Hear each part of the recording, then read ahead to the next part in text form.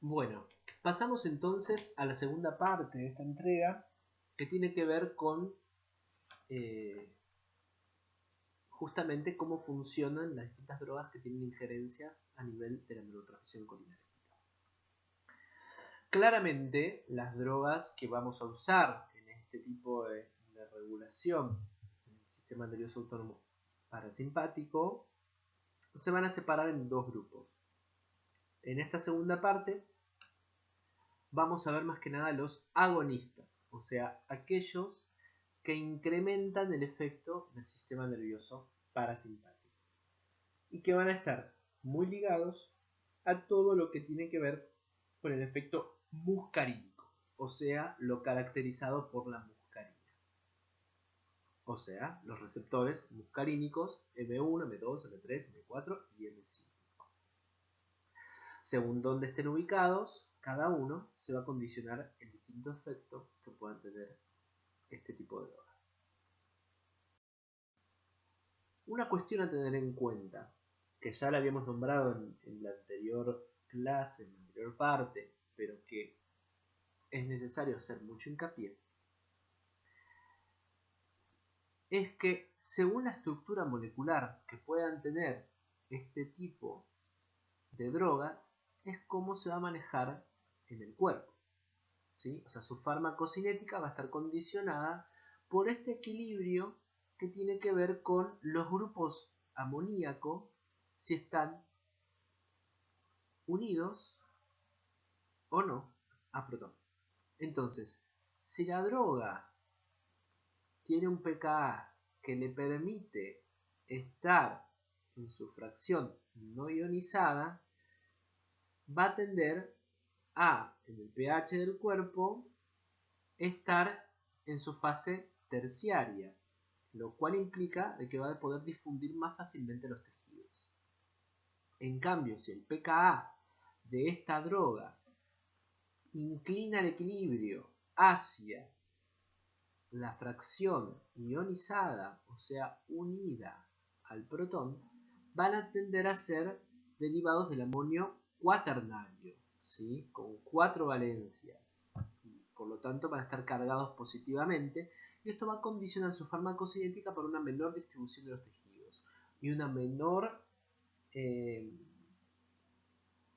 biodisponibilidad por vía oral, por ejemplo. ¿Sí? Ustedes tienen que ir pensando en este esquema de drogas que vimos en los primeros teóricos. Podemos dividir dos tipos de sustancias entonces. Aquellas que tienden a tener una mayor liposolubilidad y una mayor facilidad por atravesar las membranas biológicas, y otras que son más hidrosolubles y que tienden a permanecer mejor en solución y no poder difundir fácilmente las membranas biológicas.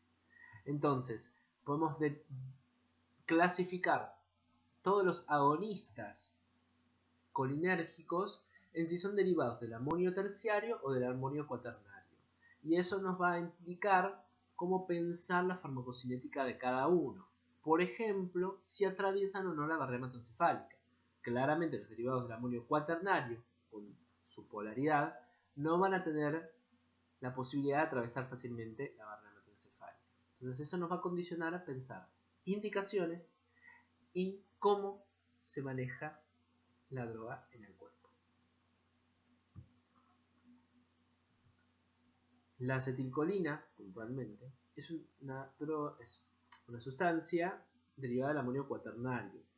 Eso va a repercutir de dos maneras. Una, en la farmacocinética, si uno administra la acetilcolina de manera periférica, y también que esté combinado, o sea, que sea derivado del amonio cuaternario, es una condición sine qua non para que puedan interactuar con el receptor nicotínico. ¿Sí? O sea, recuerden que la estructura química de las sustancias determina si interacciona o no con el receptor y cómo interacciona con él. Entonces, la acetilcolina requiere estar en su formato de amonio cuaternario para poder interactuar con el receptor nicotínico. Entonces, podemos clasificar a los fármacos que actúan sobre el sistema nervioso autónomo en agonistas que pueden ser directos. Directos quiere decir que ellos interactúan de manera directa con los receptores colinérgicos. Pueden ser no selectivos, o sea que actúan tanto sobre receptores nicotínicos como muscarínicos, y el ejemplo paradigmático es la acetilcolina, como pueden ser selectivos, y los que vimos son justamente aquellos agonistas que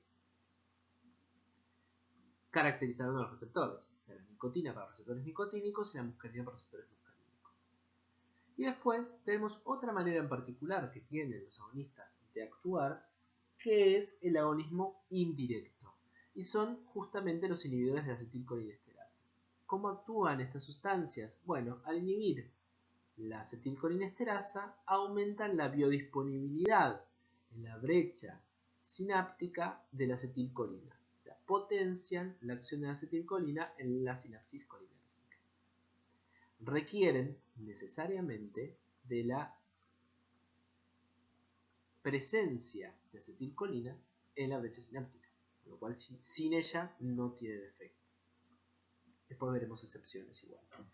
Y después podemos clasificarlos en antagonistas si bloquean justamente la acción del parasimpático. Y en general tenemos los selectivos, que quiere decir que justamente actúan sobre un receptor u otro, y tenemos los derivados atropínicos, que van a ser aquellas sustancias que inhiben o antagonizan el efecto de la acetilcolina sobre el receptor muscarínico, y los curares, que son los que antagonizan el receptor nicotínico y son los que vamos a ver en la clase de bloqueantes musculares cuando veamos anestesia. Bien, agonistas colinérgicos indirectos son los que mayor uso tienen en la práctica, ¿sí? Este uso es muy variado y va a tener que ver justamente con los efectos que tiene el sistema nervioso parasimpático. Cuando ustedes vean justamente clasificaciones de fármacos, y esto es una aclaración para toda la materia, no piensen en aprender de memoria todas las clasificaciones que existen, porque no van a dar abasto, probablemente se frustren en el camino porque no se pueden aprender todas. Lo importante es que ustedes puedan darle una funcionalidad a esa clasificación. O sea, a mí no me interesa que ustedes aprendan clasificaciones de manera taxonómica de fármacos. A mí me interesa que ustedes puedan conocer clasificaciones que les sean útiles a la hora de elegir un plan farmacológico para un paciente.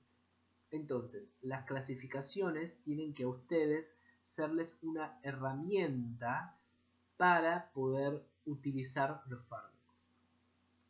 Entonces, van a ver que, por ejemplo, va a haber clasificaciones químicas de los fármacos, como pueden ser esta, ¿sí? Me interesa saber la clasificación química, y si, por ejemplo, condiciona la aparición de efectos adversos, por ejemplo, si yo tengo que hay clasificaciones químicas muy distintas entre sí, o sea, tengo un grupo de drogas A que son químicamente muy distintas al grupo de drogas B, probablemente si hay un efecto adverso que tiene que ver con la hipersensibilidad por el reconocimiento del sistema inmune de una de las moléculas, lo más probable es que si el sistema inmune reacciona de manera anómala a la presencia de drogas de tipo A, claramente las drogas de tipo B voy a poder usarlas en aquellos pacientes que hayan desarrollado hipersensibilidad en drogas tipo A. Pero si son del mismo grupo farmacológico, o sea, si son de parte del mismo grupo A, no voy a poder usar esas drogas, ¿sí? O sea, esa clasificación no sirve para poder pensar contraindicaciones de los fármacos.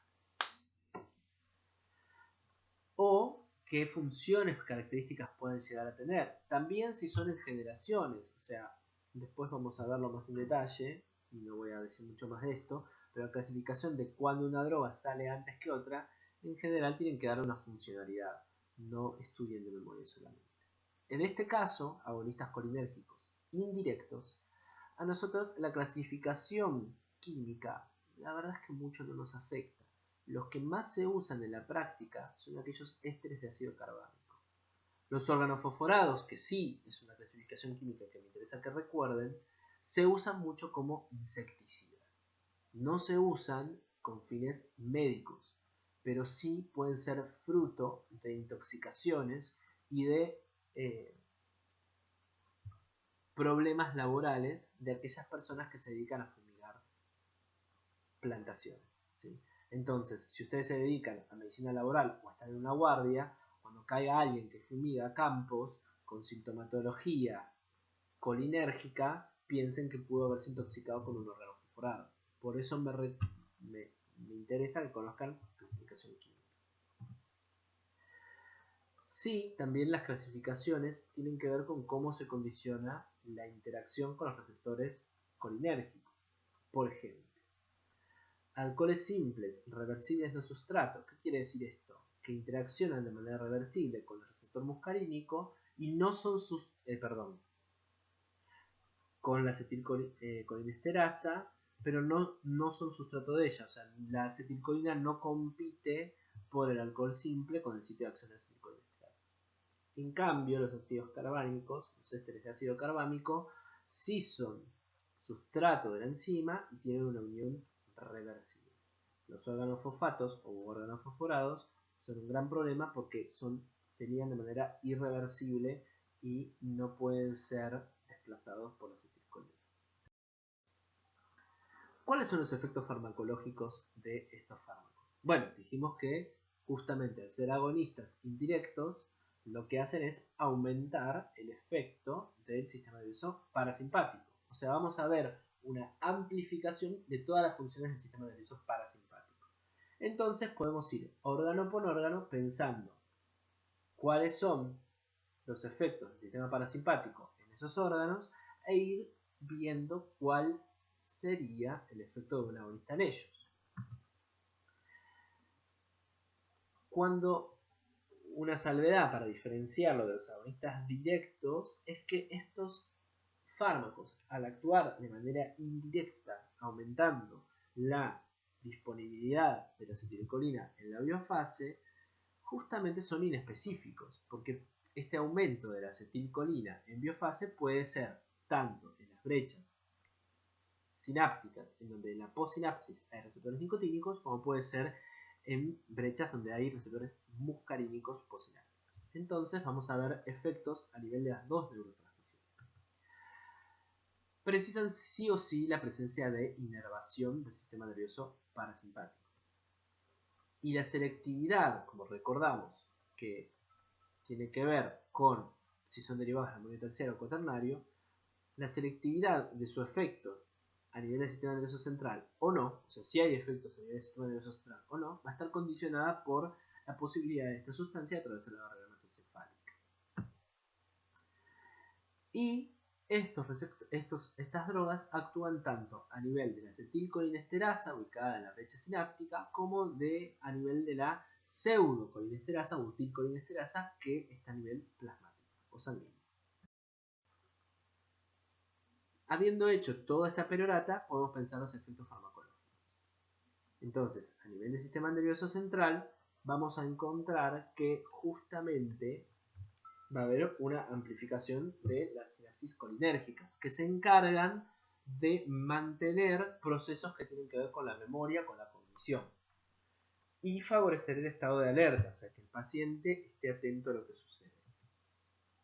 A nivel de la médula espinal pueden amplificar efectos nicotínicos con la producción de temblor muscular, vómitos o emesis, estimulación del receptor respiratorio o convulsión.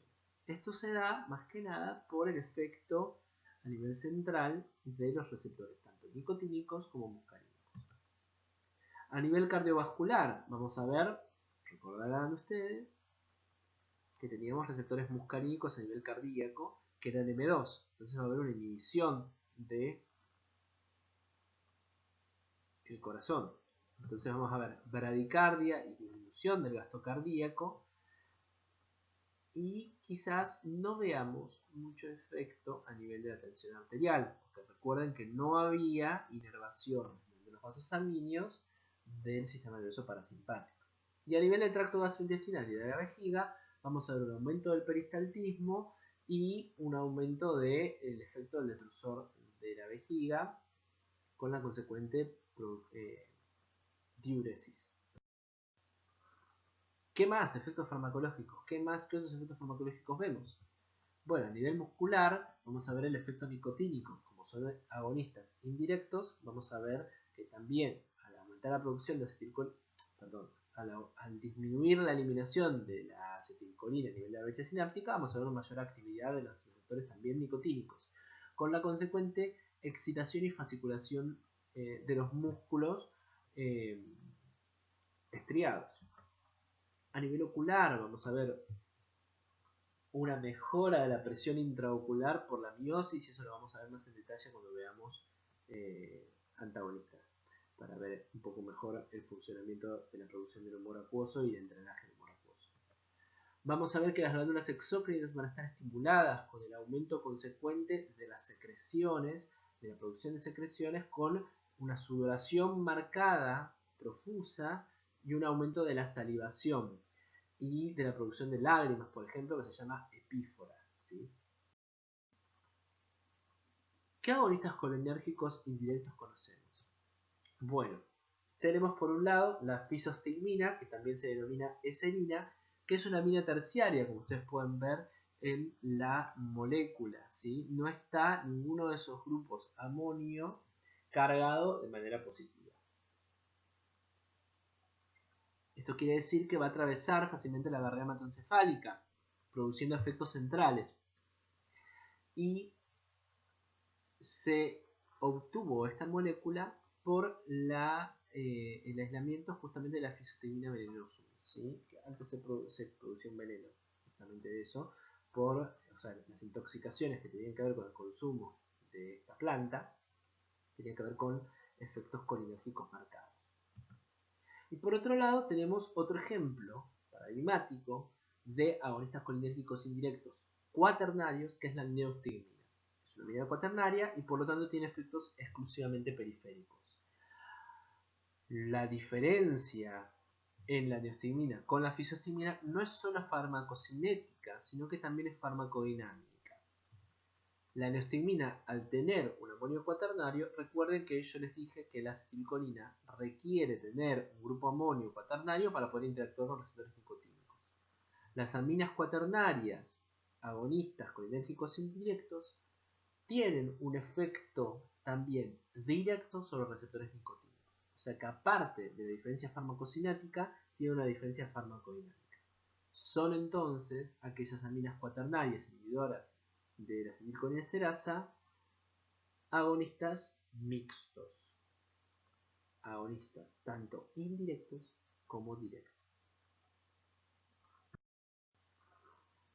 Dijimos que las diferencias tenían que ver también a nivel farmacocinético. La fisostigmina, como verán, puede darse por vía oral. Va a tener una biodisponibilidad menor a la que esperaríamos por una droga liposoluble, ¿sí? Una biodisponibilidad del 11 al 40%. Una unión a proteínas plasmáticas baja, lo cual nos sorprende, porque en general las drogas liposolubles deberían tener una unión a proteínas plasmáticas alta. Pero sí va a ser muy característico que va a tener un mayor volumen de distribución, justamente porque atraviesa barrera hematoencefálica. Eso puede implicar que la vida media de esta droga sea un poco más extensa de lo que nosotros esperaríamos.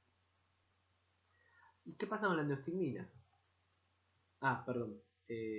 Si ustedes siguen haciendo clic, van a ver que la eliminación va a tener que ver con la hidrólisis tisular. O sea, como es sustrato de la acetilcolinesterasa, justamente que la acetilcolinesterasa produzca la decisión de desenlace de éster, va a significar la terminación del efecto de la inhibición de esta enzima.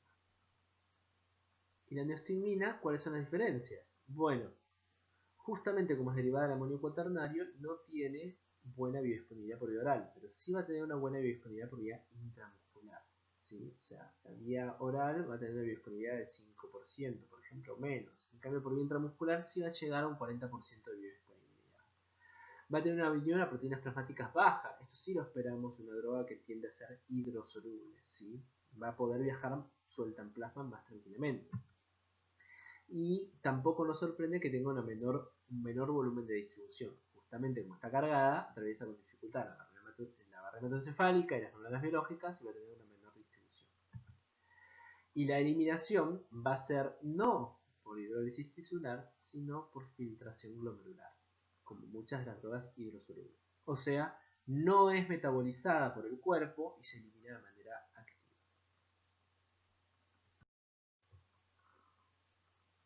¿Qué indicaciones tienen estas drogas? Bueno, las indicaciones las podemos pensar si pensamos justamente cuándo queremos tener más activo al sistema nervioso parasimpático. ¿Y cuándo es esto? Bueno, por ejemplo, cuando queremos aumentar la transmisión neuromuscular. Hay distintas patologías que justamente van a tener perjudicada la transmisión del impulso somático y la contracción muscular. Cuando queremos incrementar el tono parasimpático formalmente hablando, o sea, queremos favorecer justamente todas las funciones autonómicas que dependen de él. Y cuando queremos intensificar la actividad colinérgica central. Ahí vamos a elegir distintas drogas, claramente. Hablando del ítem 1, la reversión del bloqueo neuromuscular es una de las indicaciones justamente de este tipo de drogas. Estos agonistas indirectos nos pueden servir para sacar al paciente el bloqueo neuromuscular que vamos a ver que se usa en la anestesia, o podemos usarlo para la miastenia gravis, que es una patología autoinmune en donde se desarrollan anticuerpos contra los receptores nicotínicos de la placa neuromuscular. Y que justamente aumentar la acetilcolina a nivel de la brecha sináptica de las sinapsis neuromusculares nos permite justamente aumentar la contracción muscular en aquellos pacientes que tienen esta debilidad por la presencia de anticuerpos. Dijimos también que queríamos aumentar el tono colinérgico central por mejorar los procesos de cognición. Bueno, la enfermedad de Alzheimer es una indicación para los inhibidores de la acetilcolinesterasa. Y para esto nos interesa tener fármacos que atraviesen la barrera hematoencefálica. Entonces, estos son los ejemplos justamente de fármacos que atraviesan la barrera hematoencefálica. Algunos son sustrato y otros no. Pispeen en el libro cuáles son sustrato y cuáles no les voy a confesar cuáles. Sí es interesante que, fíjense que ninguno de estas moléculas tienen derivados de amonio cuaternario, cuales permite justamente atravesar la barrera hematoencefálica. La tacrina que figura acá se dejó de comercializar por producir hepatitis fulminante, con lo cual recuerden que era la droga patrón, pero se dejó de usar por este efecto adverso grave que se descubrió justamente en la fase 4 de farmacovigilancia. Un efecto adverso grave poco frecuente, que justamente gatilló el retiro del mercado de la tacrina. ¿Qué es lo que fundamenta el uso de estos fármacos en la enfermedad de Alzheimer? Bueno, se piensa, ustedes saben que la enfermedad de Alzheimer o la demencia tipo Alzheimer tiene que ver con la producción de proteínas que no pueden ser degradadas, que son neurotóxicas y que justamente producen específicamente la degeneración de neurotransmisiones colinérgicas. Y que la acetilcolina tiene que ver mucho con los mecanismos de producción de memoria, ¿sí? La fijación de recuerdos. Con lo cual, al justamente verse perjudicadas o producir la muerte de neuronas colinérgicas, claramente va a tener un déficit de acetilcolina como mecanismo fisiopatológico. Los inhibidores de acetilcolinesterasa nos permiten intentar revertir esta ausencia de acetilcolina aprovechando aquellas neuronas que todavía están funcionando. No inhiben la producción de las proteínas tau que se encargan justamente de producir esta neurotoxicidad, con lo cual no modifican la progresión de la enfermedad, o sea, claramente no actúan sobre la fisiopatogenia puntual de la progresión de la enfermedad, sino lo que hacen es enlentecer el avance del deterioro cognitivo que tienen los pacientes durante un tiempo acotado. Bueno, y dijimos también que queremos aumentar el tono colinérgico. Eso se puede dar en distintas situaciones. Por un lado, puede haber una atonía en el músculo liso, que se puede dar, por ejemplo, en la disminución del peristaltismo luego de una cirugía abdominal, ¿sí? Que puede producir una pseudo-obstrucción colónica, especialmente en pacientes añosos. Aquí podemos usar los agonistas indirectos. Puede ser que tengan una atonía vesical, especialmente en las cirugías que tienen que ver con la urología. Puede usarse para el glaucoma, por esto que dijimos que producía una disminución el uso de estos fármacos de la presión intraocular. Entonces permite el control de los síntomas de aquellos glaucomas que son de ángulo estrecho. Lo haremos más en detalle en la siguiente clase. Y puede servir para el tratamiento de los glaucomas que tienen que ver con el ángulo ancho cuando hay una resistencia a otros agentes usados para ello. Hay otros fármacos que se usan como el latanoprost, que es un agonista de los receptores de prostaglandinas, que vamos a ver luego cuando veamos AINES. Y una cuarta indicación puede ser cuando uno tenga una intoxicación por drogas anticolinérgicas. La pregunta es ¿cuál? Porque justamente según qué tipo de droga anticolinérgica yo haya usado o el paciente haya usado para intoxicarse o justamente se haya intoxicado de manera inadvertida, yo voy a elegir uno u otro, ¿sí? Según si esta droga anticolinérgica realiza reactoencefálica o no. Y llegamos por último a los órganos fosforados, que a mí lo que me interesa es que ustedes recuerden que son fármacos que se usan como insecticidas y que inhiben irreversiblemente la acetilcolinesterasa. ¿Esto qué quiere decir? Al inhibirla de manera irreversible, la acetilcolina no puede competir por el sitio de acción de la acetilcolinesterasa y no puede desplazar a estos fármacos. O sea, si yo aumento la acetilcolina, no voy a poder aumentar la actividad de acetilcolinesterasa. Ahora, existe la unión irreversible por C, es por una unión covalente con el sitio de acción de la acetilcolinesterasa. Pero para esto tiene que haber un envejecimiento de esta unión. O sea, hay un periodo de tiempo precoz en donde yo sí puedo desplazar al órgano fosforado del sitio de acción de la acetilcolinesterasa. Salvo que deje pasar demasiado tiempo y esta unión covalente se haga permanente por el envejecimiento que tiene. Y este envejecimiento nos interesa porque es lo que nos condiciona a usar en el tratamiento de las intoxicaciones por órgano fosforado no solamente un fármaco anticolinérgico como antídoto, sino también como el rescate de aquellas enzimas acetilcolinesterasas que todavía no hayan sufrido este envejecimiento. ¿Qué interés nos tiene en la práctica en conocer los órganos fosforados? Y más que nada, por un lado, depende de qué tipo de rol nosotros estemos ejerciendo.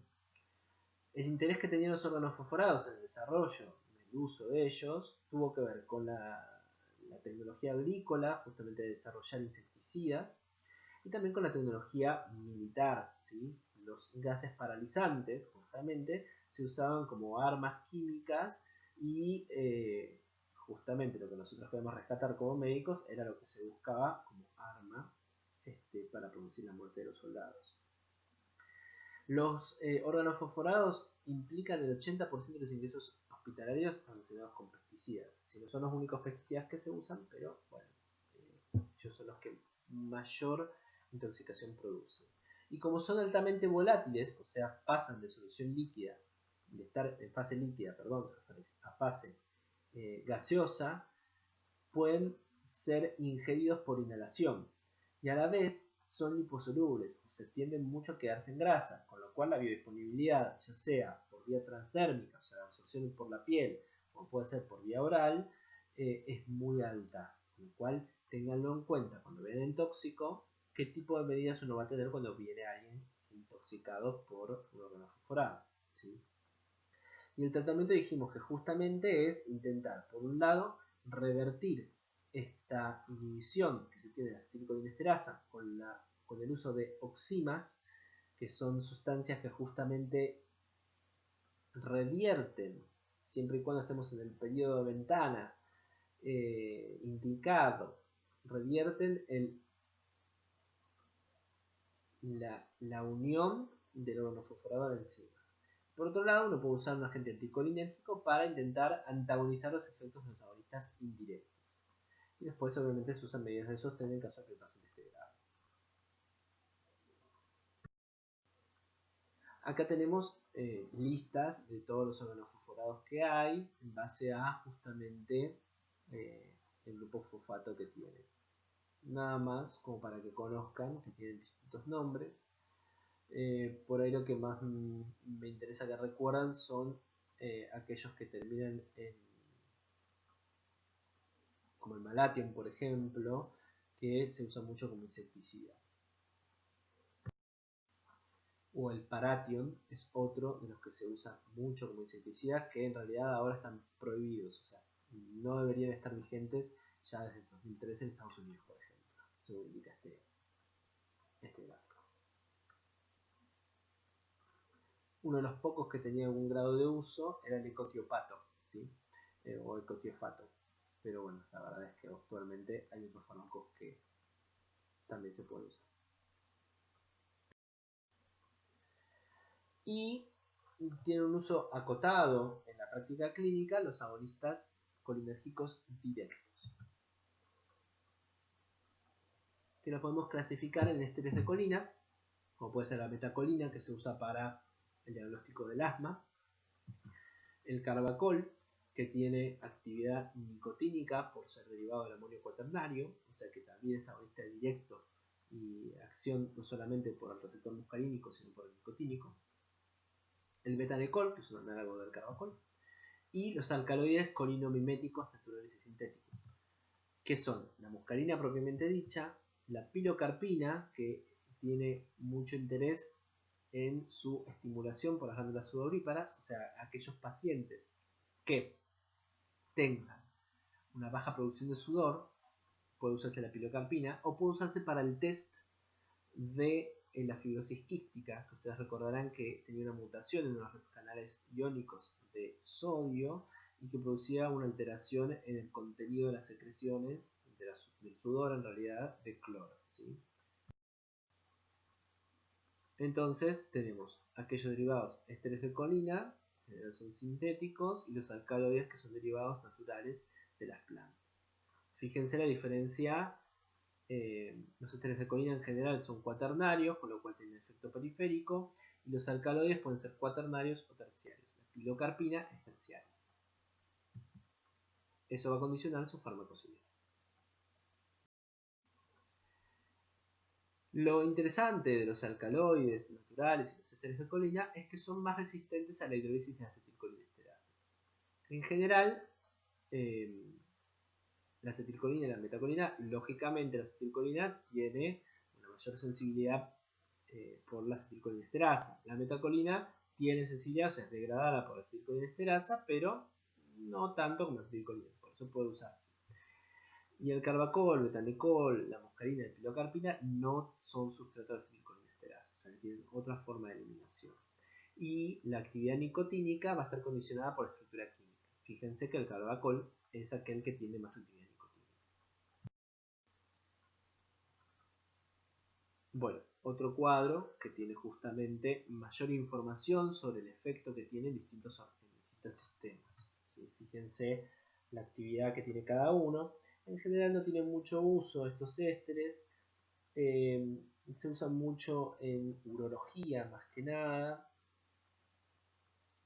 Y me interesa que recuerden la metacolina como el test de metacolina para el asma, que en realidad no se usa mucho porque lo que se busca es ver qué tanta broncorreactividad tiene este paciente, lo cual le produce un episodio de asma al paciente donde le da metacolina, que es la prueba de estrés, lo cual lo expone a una situación aguda de crisis y a veces es preferible solamente entrevistarlo clínicamente y no hacerle este test que puede ponerlo ¿Qué indicaciones tienen? Lo que mencionábamos antes. Hay indicaciones oftalmológicas más que nada, o sea, la aplicación tópica. El síndrome de Sjögren u otras situaciones de sequedad. Ustedes no conocen aún el síndrome de Sjögren, pero es una enfermedad autoinmune que ataca a las glándulas sudoríparas, perdón, a las glándulas exócrinas, y el síndrome de Sjögren puntualmente ataca a las glándulas salivales, produciendo sequedad bucal o xerostomía, produciendo disartrias, ¿sí? Como dificultades en el habla por tener la boca seca, o disfagias por tener baja producción de saliva y dolor al tragar, ¿sí? También produce secreciones a nivel oftálmicas, o sea, xeroftalmia, que eso implica que los párpados, cada vez que uno parpadea, rozan la córnea y la conjuntiva, produciendo laceraciones en ella y daños graves en los ojos. Entonces, en el síndrome de Sjögren se usa mucho la pilocarpina, en general en gotas. Tienen usos también en urología, vimos el betanecol, el carbacol, en la retención urinaria, y bueno, hablamos del diagnóstico de asma. ¿Cuáles son las contraindicaciones? Bueno, justamente cuando nosotros conocemos un paciente que tiene alguna cuestión en donde el parasimpático no puede estar en su mayor expresión, es donde vamos a decidir no administrar estos fármacos. Con lo cual, si dijimos que la metacolina produce broncoconstricción por agonismo muscarínico, especialmente M3, nosotros vamos a evitar usar estos fármacos, ya sea los inhibidores de anticolinsterasa como los agonistas directos, en el asma o en la enfermedad pulmonar obstructiva crónica, que es la EPOC, por el riesgo que puede tener de producir crisis obstructivas en la paciente. En la obstrucción urinaria o intestinal, más que nada porque pueden perjudicarla, ¿sí? Más que nada en aquellas que son físicas, ¿sí? Si yo tengo un lito en la uretra, por ejemplo, si tengo una piedra en la uretra obstruyendo la salida de la orina, si yo le doy un estimulador del detrusor, claramente el paciente va a tener dolor tipo cólico porque no va a solucionar la obstrucción urinaria, sino que va a producir mayor dolor. En el hipertiroidismo también puede ser una contraindicación, más que nada porque al bloquear estos fármacos la transmisión del impulso de la aurícula al ventrículo por bloqueo AB, ¿sí? Recuerden que disminuye la frecuencia cardíaca, puede producir una fibrilación auricular, ¿sí? Más que nada por eso. La bradicardia y la hipotensión son contraindicaciones también de estos fármacos. Justamente si el paciente ya está bradicárdico, yo le doy la medicación y puede producirme mayor bradicardia con el riesgo que puede tener el paciente de desmayarse y no tener suficiente irrigación de los tejidos. Y no mucho más. Pasamos a la última parte de esta clase, que tiene que ver con la clasificación de drogas que actúan sobre la neurotransmisión colinérgica, y hablamos de los antagonistas, que es la próxima filmina que vamos a ver.